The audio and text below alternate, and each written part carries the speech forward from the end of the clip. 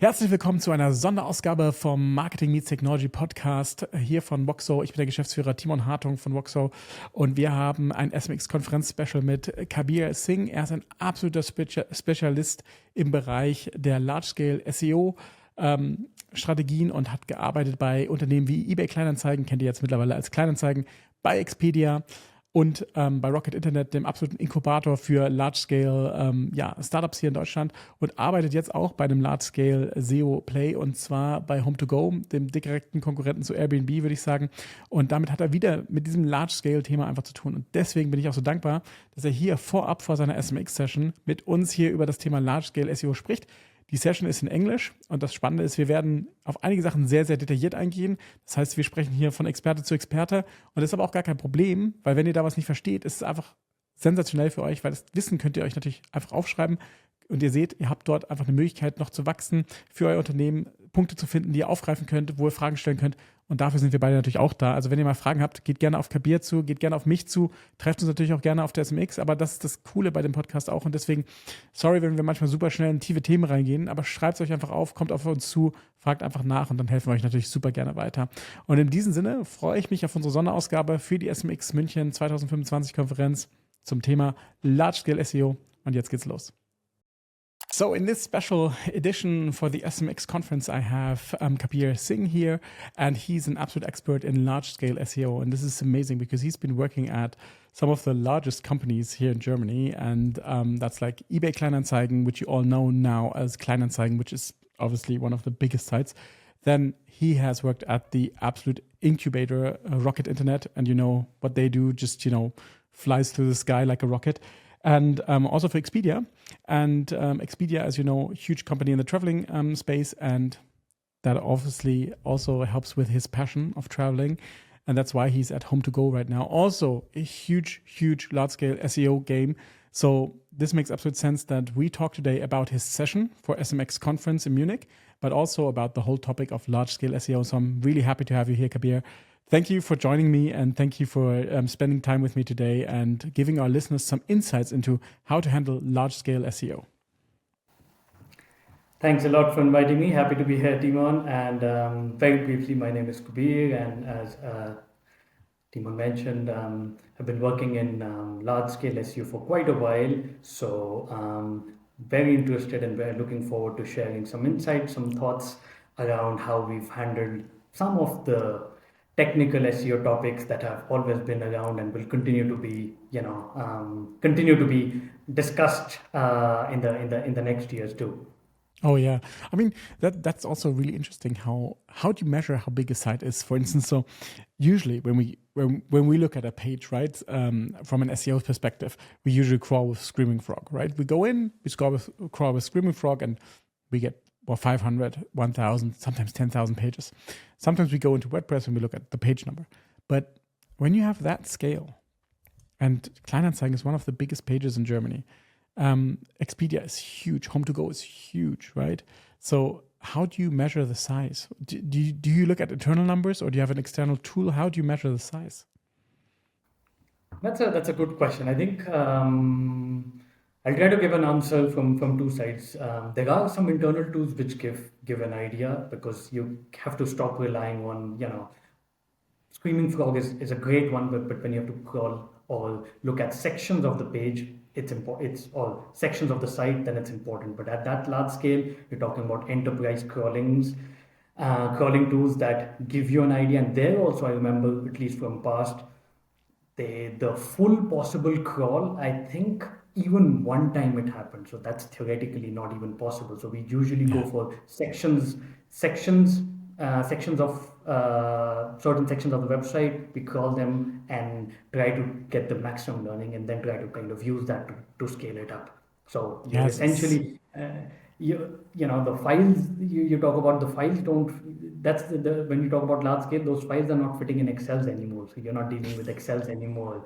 I think that's the kind of the biggest difference when you talk about medium, small to medium scale to large scale. You're really looking at hints from different areas and then using that to basically take decisions.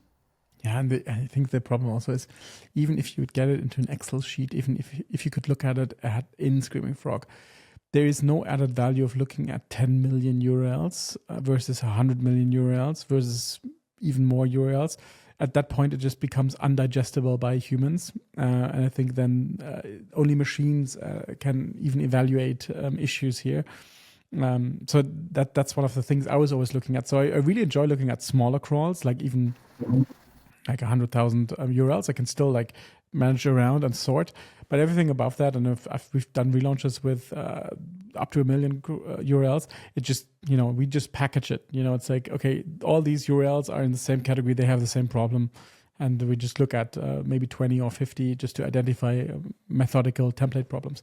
But that's really interesting. I always come up with this question because we've had this always in the past, and I've always wondered how like the big companies measure it, but you can only approximate since site colon on Google, site colon search is gone. There's no data anymore on how many pages there really are. Yeah, right? That's the same thing. I mean, it's limited. So you basically are looking at a sample and then kind of taking decisions based on that. And I think theoretically speaking, so two things that I wanted to say. One thing is the funny thing is, even though we talk about crawl budgets and so on, when we talk about large websites which also have a lot of inventory, you see Google also every now and then crossing their limits, which otherwise you would say, crawl budget and be limited. If there is inventory or value add out there, you see them crawling at the scale that you would not again expect it on relatively smaller platforms where also maybe the inventory is also not unique enough. So there you're even more restricted to budget, whereas you don't see a ceiling up there of the crawl. So you're saying, oh, if that's an indicator for you to take decisions, you see that, okay, what, it's actually not too bad if the value add is the important part of the value add, where you think it's the value add where you can use that to basically navigate through and cut a line, whether it's via the setting up the internal linking rules or setting up what pages are then after that not adding too much value. Exactly. That's also a really interesting core budget, by the way. Just for everybody outside listening, is basically Google does not have unlimited resources, even if it feels like that every day. But if they have to crawl the whole internet, they obviously have limited resources, and they allocate for each page depending on their size, relevance, and authority in the market. They allocate a crawl budget with how much machine time and how many pages they crawl each day or each week. And that's really interesting, because that's if your page doesn't get crawled, it cannot be shown on the Google index, so you cannot be found. How do you allocate that crawl budget, or how do you control the crawl budget? Because you obviously have huge sites, and Google will rarely be able to crawl the whole site in one day, or with newspapers. So how do you steer the crawler in that way? Do you have any specific recommendations? So just continuing on the last ones, I think we've seen limits where they've crossed the limits of trying to crawl as much as possible, even though giving them certain directions of which areas not to go into, or blocking certain section of the site either by typical robots or no indexing or even masking links. But you see they want to basically grab as much as possible, especially when they think there is a value add in terms of inventory, at least during the rebranding or the whole big migration. You see those crawls going through the roof, which was, those numbers on day to day you would not see that. But going back to your original question, there are certain sections of the site which using data from internal tools, external demand data, previous crawl logs, conversion related metrics, we basically try to say, this is not a value add anymore. So again, not manually going by section, but having certain rules where if the criteria is met, along with obviously the supply side, whether you want to call it inventory or listings, you basically make sure those sections are no longer then visible. I think that's the steering part from these data points can continuously, and it's an ongoing, it's not a one-time thing, it's an ongoing thing based on if the data is going up, you basically those filters are no longer filters, so those becomes areas that can easily be kind of crawled through, walking through. So to make it dynamic, scalable, but at the same time bit dependent on data. Very interesting. So have you seen that the Googlebot actually sticks to the robots.txt, or does he sometimes even ignore the robots.txt in your large scale cases? I think primarily it's very rare case that I would imagine that certain section which was crawled that it was not allowed to. Of course, you always have to differentiate between the ads bot and the smartphone. So ad bots you would always see it anywhere possible, but on the smartphone one, I don't recall a particular area which was specifically blocked that was getting crawled even during when we were moving from a domain to domain. Mhm. Explain the difference between the two bots. That would be interesting to understand. I think your ad bots is for the paid marketing. They're trying to crawl because of they're trying to crawl as much as possible, as much has been given or hinted by a paid team, and they are not restricted. You could still have their restrictions also, but they tend to crawl because it does not have direct impact with your overall crawling budget on the SEO side. So they are a bit, I would say, have a bit more freedom, although I can't really pinpoint if they are also crossing their limits or how much they're crossing their limits. But you kind of, at least when we did the log analysis, we tend to see them more often. Yeah, makes sense. Yeah, the ad bot at the end, just checks if everything, where the user's going to go works out. So I understand that.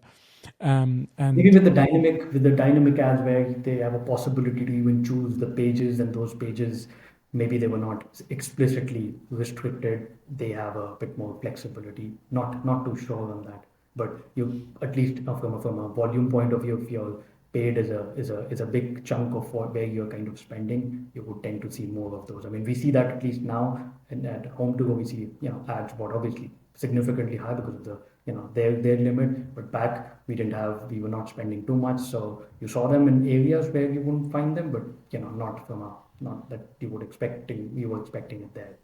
yeah, makes sense. And especially for the crawling or indexing, do you use the indexing API a lot? Is that important for you guys, especially at large scale? So on large scale, I think we relied on two or three things. One thing was obviously internal linking. That was, I think, the main area where we wanted to make sure um, if it's linked, how it's linked top down. That should make sure, because the crawlings were so frequent on the page. If internal linking wise it's sorted so that high authority pages are distributing it to whether you want to call it the search pages, faceted search pages, or kind of pages that needed, they are covered. So I think that was the first part. We had something called typical old school directory or listing pages. You can name it whatever. You can call it sitemap in the HTML format, where you had all possible combinations in different formats. So those pages were nothing but just listing pages. They're not for the user, but they at least had all the logical hierarchy wise. Okay. They're not the typical navigation pages, but as you call them, directory pages is probably the best word I could say, that try to cover all the pages. So at least you still won't cover all possible pages in that, but you would have the most important combinations covered on those pages.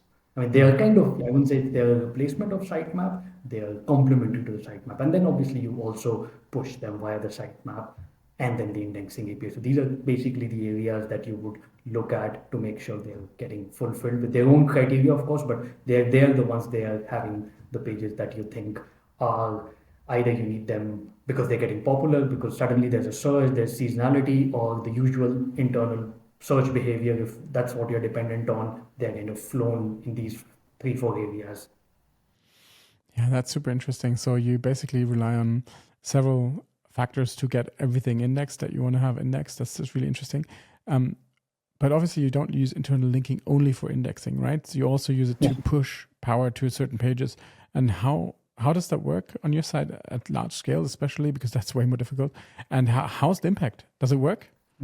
Yeah, so I'll actually just take it one step back also on the previous question. I think indexation is also a interesting one, because the question was how do we make sure we get it indexed? Because what I at least felt even in the past years, issue essentially was not so much of indexation, because you see that indexability was rather much easier. You would, the moment, even if you don't push it via internal linking, even if it's purely in the sitemap, you would see that the reach was already there, because again, it obviously has a factor of authority and branding. If there are certain brands that are thought of, especially large scale, that they definitely have much higher quality, it's more of a push versus pull approach. On relatively smaller brands, you would rather want to push and make sure it gets indexed, versus on the other side, there is an incentive for the bot to basically try to grab as much as possible. So it was more about, indexation is not much of a problem, but it's more about which pages should be a bit more higher than the other ones. And I think that's kind of a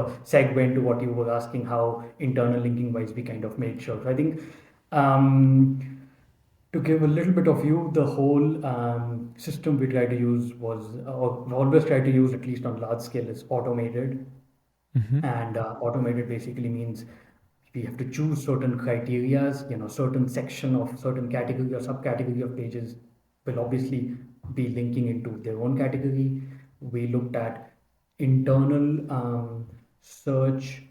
Generally, for big, large-scale platforms, is a very good representation of external search, and I mean that's something we've also measured it from different angles, which means we could totally rely on searches as a proxy and use that as a criteria to understand, okay, these are the most to least important pages, and that also enabled us to um, um, even if there is seasonality or surges, that automatically popped up the, let's call it the scoring factor, or as you would in external search or external tools, you would call it search volume. It would automatically search up. It would automatically have a higher scoring, so the likelihood that those terms or those pages show up on in the relevant category at a higher frequency automatically goes higher, apart from other criteria that was used, but this was the main driver of the criteria. So we didn't have to rely on any of the external demand before the seasonality is finished, and then you realize, and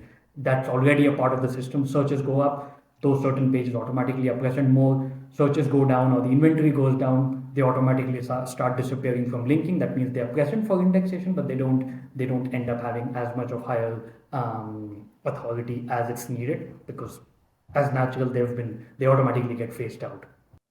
That's super smart. So you basically use the internal search to find out what is important right now. Then you know the pages that are important right now, and then you automatically link from other strong pages to those mainly searched pages. Wow, that's really cool. That should be working in it within a few days. So that's, I mean, like from an automation standpoint. So Yep. then Google comes from the outside and sees all those new links, which they love. They love the new links, and then they follow the new links, and then they're putting more more emphasis on this page, and then it goes up in ranking, obviously. That's That really, automatically really good. helps with obviously the content on that page, which is primarily inventory, listings, offers. That's definitely changing because of the number of people putting up different kinds of ads or inventory in whichever context you want to say. And then you also have other parts of the page that continue to change, making it also, as I said, the problem was never the index. Problem never primarily is not indexing, but more about which are important pages, and which pages end up getting frequently updated. Also gave crawlers an indication, this is getting very frequently updated. Maybe this is even more important. So another signal that, along with the listings being changed, this part being changed, kind of help. So on the navigation side, the static navigation, that is the one that more or less stays constant. So that does not need to, because that's the standard structure. But on the variable part, these are the two things that are the moving pieces. I agree. I think that updating the content to be very fresh, that's what Google uses as a term, and pointing internal links to it is definitely a very clear signal for Google that this is important right now. Google normally actually uses that signal very strongly to push those pages up as well. It's just something we see that many companies are struggling a lot with, is internal linking, because it's so hard to do, because it's not like very easy, because you have to put a lot of thought into your strategy, and then the automation part is really hard. Automating it like 50% is very easy, but the other 50% will be super wrong and will not lead to the desired results. So that's why the challenge is so high. Obviously, like simple links, related articles, that's the easiest one, but that's also the worst part of internal linking. Like that's like 1% of internal linking. That what you just said is super cool. And going back to your topic at SMX, you said in the session description that internal search is a gold mine. And I want to get back to that as we're talking about internal search. Tell me a bit more about this gold mine. What you can, is there anything else we can grab from this internal search gold mine? I think partly I try to cover that, that's something that can be, especially for large scale, can be used really as a metric, because especially when you talk within the SEO community, everything is around search volumes and external demand, but especially for large scale, you can easily say, that's the best possible, not just a proxy, but in some cases those are also your actual users. So if you're using internal search to have your important or the popular pages get more popular, that's also a representation of which other pages which eventually which convert, whichever are your conversion metrics, Yeah. but would convert better. So that's kind of one part of it. And the other part of it is how can we utilize, what's the utilization of, how can we best utilize search? And I think that's where the whole opening up the faceted search pages, or actually the search pages, because that's also very big discussions that I've seen, heard, discussed in the past, that do you open up your search and risk the whole duplication and canonical problem and page dilution? Yeah. Because if you don't open up your search, you would look at certain pages and keep creating those equivalent search pages, or you just open up in a way that A, it's scalable, and B, you have certain measures to ensure all the potential issues coming from that are already addressed at the source. So those search pages. So that's why the moment there is as you can imagine, on large scale, you're talking about infinite pages. The moment you do a search, it's like a new page. So when traditionally we are always thinking a page means you have to create a page, but essentially using an unlimited service just to index those pages, whether you want to call it indexation or link those pages, as we said from the previous discussion. So the moment searches go higher, you're not worried which searches are that. If the system is in place that those automatically become linked, they are essentially pages which are equivalent of a browse page or a typical category page. There's no differentiation, so you don't have to worry about if that page is less quality or something, and you have other criteria like unique inventory on that page being served. That's as if it was an automatically created category page already in the part of your overall hierarchy of the pages, and that covers a really good percentage, because there is only a certain limit that you can go up to categories or facets or attributes and so on, versus this basically opens it up. And I think, without showing exact numbers, I mean, if you look also within the whole of Europe, that's easier to kind of comprehend or see examples. You can see certain bigger large scale websites which try to take a little bit of a manual approach, and the potential they might be missing, versus if you kind of open it up, then you see that typical 80-20 ratio that we always say, 80% of the traffic comes from 20%. So for large scale, this 20% there's a very fat middle to long tail that this search basically opens up for you. And yeah, that could, without sharing exact numbers, that could be somewhere in the range of even 50 to 70% of your overall traffic. That's the scale we are talking about. Because that is, and to be honest, this is like the long tail that everybody talks about, like the long tail searches.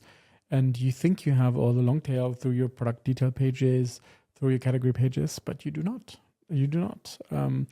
And that's why Google still says, I think they see a lot of the searches that are being placed within Google they see them for the first time. And I mean, this happening after 20 years is still quite crazy, right? But what is the biggest risk of opening the search up?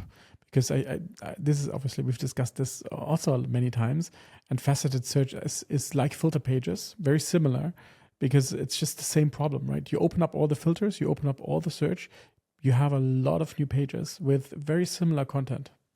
Yeah, no, I think the answer is always, it's not opening it up completely. I think you need just smarter rules in place. But the point that I want to highlight is not being scared to open up. I think what we always be, especially in the discussion is around being scared of faceted search pages and opening it up. I think that's the part that I want to basically highlight, that you don't need to be scared. At the same time, you need to have rules in place that you're not getting into an unlimited area, because obviously there are certain Price is a typical example. Price, even though you could justify in certain cases, there are certain attributes, certain categories where price, we always saw the benefit of opening it up in a very smarter way. But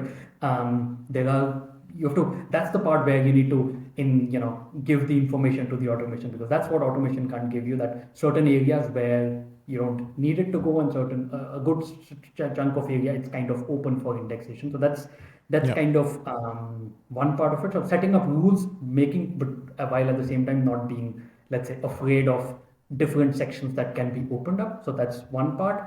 And the other part, which I think, even though that has been said quite a lot, I think it's really important. If you might be a super big, large website, or you want to kind of become one, but if your authority does not, you don't have that much of authority in terms of either brand, I think that's something which is also not easily answerable. It needs to be tested and played around a little bit to see what's the maximum, what's the limit that I could basically sustain in that particular market when I'm competing, that I could go with this much of URLs. So I think that's the part that is important. If you are a super big brand, that you probably have a little bit more flexibility to play with the pages. If you're relatively a smaller one and you have some bigger ones, then you have to be a bit more careful. So that's the second part, which connects always with the technical side of the things, because you could be playing it right and doing it right, but at the same time, your brand is not giving you the enough power to cover, then all those risks that we talk about, duplication, they become just even more. Exactly. Which I think that's how it basically joins that's how it gets connected with that part. That would have been my question as well. So how do you handle all SEOs are going to say, hey, faceted search, filter pages, you're going to have a ton of duplicate content. Duplicate content obviously can be a huge issue, but we all know it's not like a per se penalty. It just doesn't know what to rank. But the question is, like, if you have faceted search or filter pages, how do you handle unique content on that page? Yes, the listings might be different a little bit, but do you try to generate like a little bit of unique content at the top of the page or at the bottom of the page or something like that? I think rules to understand what is a duplicate, what is similar. I think that is, I would imagine, or at least from past time speaking, I think that for me is way more important than basically adding other elements. So the other elements which are generated on the page, if it's a blue t-shirt and a brand page versus red, is a very different thing. The moment you talk about other filters where it gets very closer, important part is your offering on those two pages differing more than 10%? Is it 90% similar? And those can easily be measured at scale in the background. If they are, then those are similar, then the one can be indexed and not the other version or other versions. If that's different, then you're already the offering on the page, if it's 82, which I think was 90% of the page content was that, then you're already talking about good enough, different enough, with the offering for the user being different enough so they can coexist with obviously the headlines and meta, which are anyways coming from a structured system, being slightly different. How do you decide when there's a page that is only 10% different from the other page, which one to keep, which one to kick out? Very good question, and I think the rule of thumb is obviously higher up on the hierarchy, because internal linking wise, that's also obviously much easier or much more connected if we were to open it. So that's kind of the rule of thumb. But if they're at the same level, then if there are any other internal metrics or behavior from past, that's the data that basically is able to decide. In the end, those rules came up from basically looking at some of these sections of the site and saying, this is a good proxy to do that, and then that kind of that rules basically take over. Yeah, makes sense. So when you're handling a page that has like 10 million, 100 million pages plus, you have quite a big responsibility when you're pressing that change button, right? So you're suggesting a new SEO thing, like a new optimization, and then you're sending it off to the devs and they implement it. But at that moment, it gets delivered to all of those pages. So how do you handle that? Or do you handle it that you take only a small portion, like test it for one category first? Yeah, I think both answers actually. For the first one is, if it's actually a significant change, then it has to be by certain sections, or even if we can do it purely in a dev environment kind of a thing, to really test if nothing goes south. If it's more to do with change, more like a test, then we used to. I mean, I think almost now, small or big doesn't matter the size of the website. Everybody is at least doing parts of split testing. So you do it and try to kind of measure and find out, because obviously we have our hypothesis, but using split testing in a way, especially if you can easily create those groups, is the best possible way. You could have winners, but you could also have losers. But then you've only, you kind of take them out. It takes a while, and then you basically recover from that if it was really that negative. But you also, with that kind of a traffic, you also see that very quickly. And also, I think when we talk about large scale, we also need to see a lot of the things are not, let's say, very SEO. So a lot of the things are very in sync with how users sees it. So some of these learnings, or at least hypotheses, can already be seen from the typical A/B tests, which don't work for SEO but give already a good idea if we were to take that A/B test approach. So that kind of also helps, or always used to complement if we were to go with these, let's call it the riskier test, which is like, as you said, pressing the button, because you'd never want that feeling where pressing a button could basically switch off everything or burn everything. So those are the different ways to kind of de-risk it a little bit. Yeah, that makes absolute sense. You don't want you don't want to publish something that, I don't know, doesn't work well for all the pages, because it's a hypothesis. Obviously, like if it's like an H1 or something, it makes sense to push it for all the pages. But yeah, I absolutely understand that. It's just that's just wild. But yeah, so large scale SEO, I mean, it's been basically part of your whole career. And do you have any advice out there for also people working in large scale, how to approach this whole sector, or who want to learn more? And maybe one really important thing I'd like to touch on as well is like the PDPs, product detail pages, that vanish, right? We always have the thing that they vanish now with home to go. Obviously, the vanishing factor is not as fast, right? The homes will probably stay on for, let's say, 1 or 2 years, but they might gather links and people might have loved them, and then they might get sold or vanish. But on Kleinanzeigen or eBay Kleinanzeigen, it could be hours, days, how long the listing is online, and then it's gone. So it's like, it's super crazy, and I'd just love to hear your take on how to handle this crazy part. Yeah, I think on the PDP side, on the travel side, you tend to have those pages. You would want to continue having those pages, because unless there are some legal issues around it, you would want them, because house is not going away. What goes away is actually the availability. So they become useless from a point of view of, you can't basically get conversions out of it. So in your internal linking setups, if you have conversion as one of the metrics, that's the part where it gets affected. But you would still want those pages to stick around as much as possible until the legal issues can be sorted. On the typical product, I think it's also a talk of the industry, because the whole e-com has that issue. There is, I would say, no easy way out in the listings that are gone. You have to take them out sometimes, because of legal issues, we used to have users complain that, I don't want this listing because the listing had my number. So you just don't have any option but to basically take them out. What we tried to do was at least keep them live for a bit, because you could still get traffic, and then use that to funnel the traffic to other similar PDP. So that's the only thing that helped, but that's a temporary measure. And obviously, as much as good it was for SEO, there were other areas which said, there's a very high cost, because the number of deleted ads, that's also very, very big amount. So the amount, even reducing it by 1 day, was a huge cost saving. So as much as it benefited SEO and we were raising the flags, we had to, there was a certain limit beyond which there was just no option to do it. So as much as those redirection nobody likes, and getting rid of especially some of the ads or inventory that become viral or get popularity, really one-off cases is what we could, and really this was the part which is not automated, which was manual. Like we said, it could stay longer, but in most of the, or majority of the cases, after a certain time period, redirection to the best possible page was the only way out. Yeah. Would you recommend redirecting pages even if they don't have external backlinks? I mean, obviously at a super large scale, it sometimes gets really wild, but do you recommend that?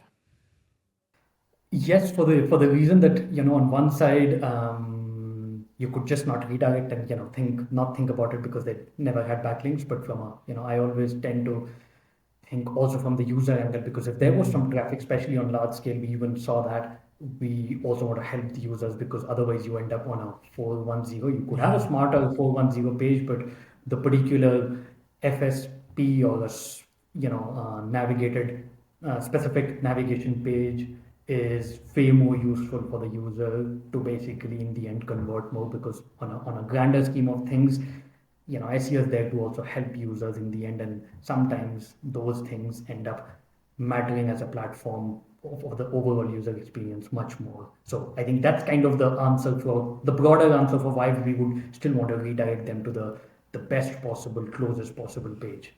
You're absolutely right. And at large scale, especially large scale you're talking about, there is traffic on those pages. And I've seen it myself. There is so much traffic on these pages. Yeah, there's no backlink in Ahrefs in SEMrush, but there is somewhere a bookmark, and somebody sent it via WhatsApp, and somebody sent it via email.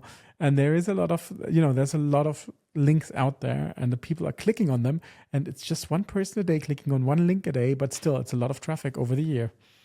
Over the year, and if you multiply it also on the pages. And I think this is something which, again, it's a very different mindset, because we only worried about links that were crawled and seen in the tools, but the number of shares and via Reddit, via that percentage of the shares, that is, especially for large scale, it's not a small amount. You see that in forums. I mean, for bigger websites, you always see those links when you're calling through those forums, but when you aggregate them, or when you see the referral traffic, the real numbers, those numbers are not small. So those numbers were always used, not just when we were looking at backlinking data, but rather add this as an aggregate, because that's the real so-called voice of links across the web that was helping not just basically those pages, but overall the domain to build authority.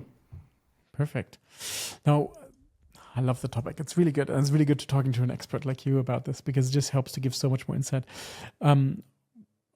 What are you looking forward to the SMX this year? What's like your, why are you happy of going there? I think you always, whether I'm there physically or going through some of the decks which people present, it's always super exciting to see what people are working on in the challenges that they're talking about. Last SMX, a lot of people talked about AI or purely automation. There is always a lot to learn from, and especially we have so many experts out there, because it's not limited to just couple of very few people. So it's you have somebody from you might have not heard of a certain niche or a certain business, and they are talking about a certain specific part of the SEO. As SEO is so broad. It's it motivates you. I mean, it motivates me, and I try to learn a lot from it and see what is the most actionable thing that I could use it even the next day, because I mean that's how we kind of these, especially for SEO, these conferences are where you can share learnings at that depth, and then use them in your day-to-day moving forward. I agree. I totally agree. I think SMX is one of the few conferences where you go and you actually get like super detailed, in-depth, tactical stuff, knowledge that you can use in your business, in your company, the next day. And it's not only for business owners, but also for in-house SEOs. It's so valuable. So I think your session is going to be catered towards SEO experts and in-house SEOs the most, who consult or work on large scale SEO problems. And I think there's going to be a lot of really cool takeaways there. And the other thing that's really important, I think, is also here to mention, like once you get off stage, you're there to be talked to and to connect and to talk about those problems, because I'm pretty sure there's not that many SEOs out there that have this amount of knowledge in this depth, in this space. So that's really cool. I mean, the connection part is extremely, you see that people are also very open to connecting. I remember from past, you can just walk up to anybody, really, industry leader or whatever, and then they're super open about a lot of things. So that's definitely another part that I'm looking forward to. Yeah, that's why we love the SMX. And obviously, it's a little bit of self-promotion, but I'll be moderating you. So it's going to be fun. This session is going to be a lot of fun. I'm looking forward to it so much. But where can people find you? Like, I can recommend everybody who's listening to this podcast, obviously, to come and join SMX Munich, right?